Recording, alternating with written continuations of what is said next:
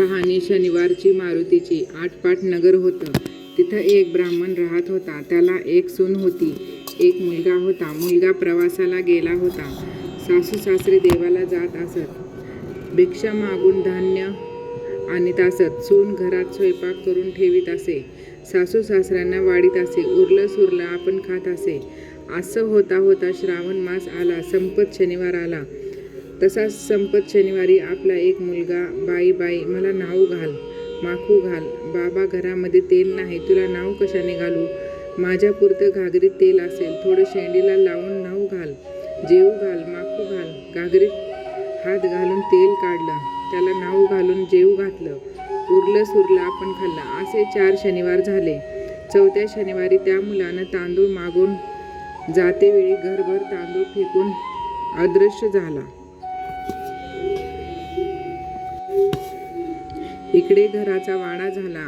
गोठाभर गुरं झाली. धान्याच्या कोठ्या भरल्या. दासी बटकीने घर भरलं. सासू सासरे देवाहून आली.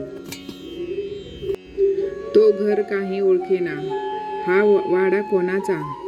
सून दारात आरती घेऊन पुढं आली. मामंजी, सासूबाई इकडे या. अगं, तू कोणाच्या घरात राहिली आहेस? तिनं सर्व हकीकत सांगितली. शनिवारी एक मुलगा आला. बाई बाई मला नाऊ घाल, माखू घाल. बाबा घरामध्ये तेल नाही, तुला नाऊ कशाने घालू? माझ्या पुरतं घागरीत हात घालून तेल काढलं, त्याला नाऊ घातलं, जेऊ घातलं. उरलं सुरलं आपण खाल्लं. असे 4 शनिवार झाले. 4थ्या शनिवारी त्या मुलानं तांदूळ मागून जातेवेळी घरभर तांदूळ फेकून अदृश्य झाला. इकडे मोठा वाडा झाला.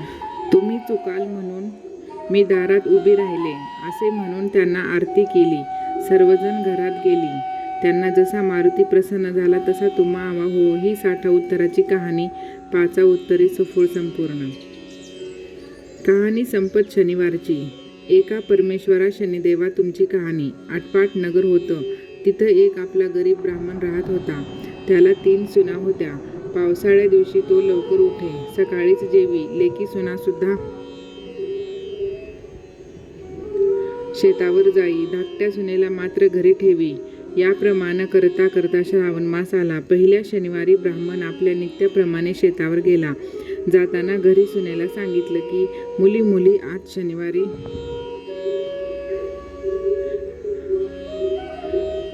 आहे, माडीवर जा.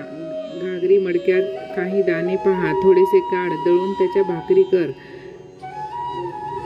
तेरड्याचं बी वाटून ठेव. सुनेने बरं म्हटलं. माडीवर दाणे पाहू लागली. अर्ध्या भाकरीपुरते दाणे निघाले. तेवढेच तिने दळले. त्याच्या लहान लहान भाकरी केल्या. केनी कुरडीची भाजी केली. तेरड्याचं बी वाटलं आणि सासू सासऱ्यांची वाट पाहत बसली. इतक्यात तिथं शनिदेव कुष्ट्याच्या रूपानं आले आणि म्हणाले, बाई बाई माझं सर्व अंग ठणठणतंय आहे. माझ्या अंगाला तेल लाव, ऊन पाण्यानं आंघोळ घाल, काहीतरी खायला दे. तिला त्याची दया आली. बरं म्हणाली. घरात गेली. 4 तेलाचे थेंब घेतले. त्याच्या अंगाला तेल लावलं. वाटलेलं बी लावून ऊन पाण्यानं आंघोळ घातली. भाकरी खाऊ घातली. त्याचा आत्मा थंड केला. तसा कुष्ट्यानं तिला आशीर्वाद दिला. तो काय दिला, तुला काही कमी पडणार नाही म्हणून म्हणाला. आपलं उष्ट वळचळणीला खोचलं आणि शनिदेव अदृश्य झाले. नंतर काही वेळाने घरी सासू सासरे व दीर जावा आल्या. त्यांनी सर्व तयारी उत्तम पाहिली. संतोष झाला. आपल्या घरात तर काहीच नव्हतं, मग हे असं कशाने झालं म्हणून आश्चर्य करू लागले. दुसऱ्या शनिवारी ब्राह्मणानं दुसऱ्या सुनेला घरी ठेवलं. सगळं माणसं घेऊन शेतावर गेला. इकडे काय मौत झाली. शनिदेवानं मागच्यासारखं कुष्ट्याचं रूप घेतलं. ब्राह्मणाचे घरी आले. मागच्यासारखं मला नाऊ घाल, माखू घाल म्हणू लागले. ब्राह्मणाची सून घरी होती. ती त्यांच्याशी बोलू लागली. बाबा आम्ही काय करावं? आमच्याजवळ काही नाही. देव म्हणाले, जे असेल त्यातच थोडंसं मला दे. ब्राह्मणाची सून माझ्याजवळ काही नाही म्हणू लागली. देव म्हणाले, बरं तर मग मी तुझ्याजवळ असलं तर नाहीसं होईल, असा शाप त्यांनी दिला आणि अंतर्धान पावले. ब्राह्मणाची सून माडीवर गेली. हंडी मडकी पाहू लागली. तिला काहीच सापडना. संध्याकाळ झाली. तो सासू-सासरा घरी आला. सर्व तयारी पाहू लागली. तो त्यांना काही दिसेना. मग सुनेला राग भरले. सुनेनं झालेलं हकीकत सांगितलं. पुढे तिसरा शनिवार आला. ब्राह्मणाने तिसऱ्या सुनेला घरी ठेवलं. जेवणाची तयारी झाली. आपण उठून शेतावर गेला. इकडे मागच्यासारखे शनिदेव आले. ब्राह्मणाच्या सुनेला अंगाला तेल लाव म्हणू लागले. तिनं दुसऱ्या जावेसारखा जबाब दिला. देवानं तिला पूर्वीसारखा शाप दिला आणि आपण अंतर्धान पावले. पुढं काय झालं? काही वेळानं सासू-सासरे घरी आले. जेवणाची तयारी पाहू लागले. तो तेथे काहीच दिसेना. मग त्यांनी सुनेला विचारलं. मागच्यासारखीच हकीकत सगळ्यांनी सांगितली. पुढे चौथा शनिवार आला. ब्राह्मणाने धाकट्या सुनेला घरी ठेवलं.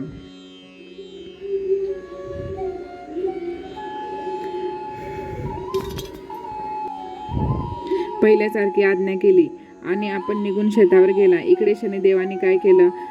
गलित कुष्ठाचं रूप धरलं. ब्राह्मणाचे घरी आला. सुनेला म्हणू लागला, बाई बाई माझं अंग ठणकते आहे, त्याला थोडं तेल लाव.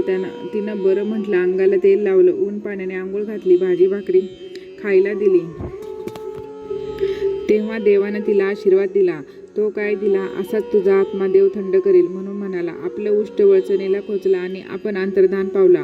पुढं ब्राह्मणाची सून माडीवर गेली. हांडी मडकी पाहू लागली. डाळदाणा दृष्टीस पडला. तो काढला. तिनं चांगला स्वयंपाक केला आणि सासू-सासऱ्यांची वाट पाहत बसली. इतक्यात सासू-सासरे आले. सुनेनं सांगितलं, सगळी तयारी झाली. न्हायला तेल आहे, टाकळ्यांची चोपणी आहे, आंघोळीला ऊन पाणी आहे, जेवायला बाजरीची भाकरी आहे, तोंडी लावायला केनी-कुरडीची भाजी आहे. सासू-सासऱ्यांना आनंद झाला. आपल्या घरात तर काही नव्हतं आणि इतकं सामान कुठून आणलंस म्हणून तिनं विचारलं. तिनं कुष्ठाची हकीकत सांगितली. तिला दिलेला आशीर्वाद सांगितला. सासऱ्यांना आनंद झाला. इतक्यात काय चमत्कार झाला. सासऱ्यांची दृष्टी वळचणीकडे गेली. तिथं काही खोचलेलं दृष्टीत पडलं. त्यांना ते सोडून आणलं. तो पत्रवाळीत हिरे मोते दृष्टीस पडले. सुनेला दाखवले. ह्याच पत्रवाळीवर तो कुष्ठी जेवला म्हणून तिनं सांगितलं. सासरा म्हणाला, देवानं मुलीला दर्शन दिलं. पुढे दुसऱ्या सुनेस हकीकत विचारली. त्यांनी तो 2 वेळा आला होता म्हणून सांगितलं. आम्ही त्याला काही दिलं नाही. त्याला त्यांचा राग आल्यानंतर त्यानं तुमच्याजवळ काहीच नसेल म्हणून सांगितलं आणि त्याच दिवशी हांड्या मळक्यातले दाणे नाहीसे झाले. म्हणून 2 शनिवार आपणास उपास पडला. पुढे सासऱ्याने शनिदेवाची प्रार्थना केली. मुलीला आशीर्वाद दिला व नेहमीसारखी शनिदेवाची पूजा केली. जसा शनिदेव त्यांना प्रसन्न झाला तसा तुम्हा आम्हाही प्रसन्न हो. ही 60 उत्तराची कहाणी 5 उत्तरे सफळ संपूर्ण.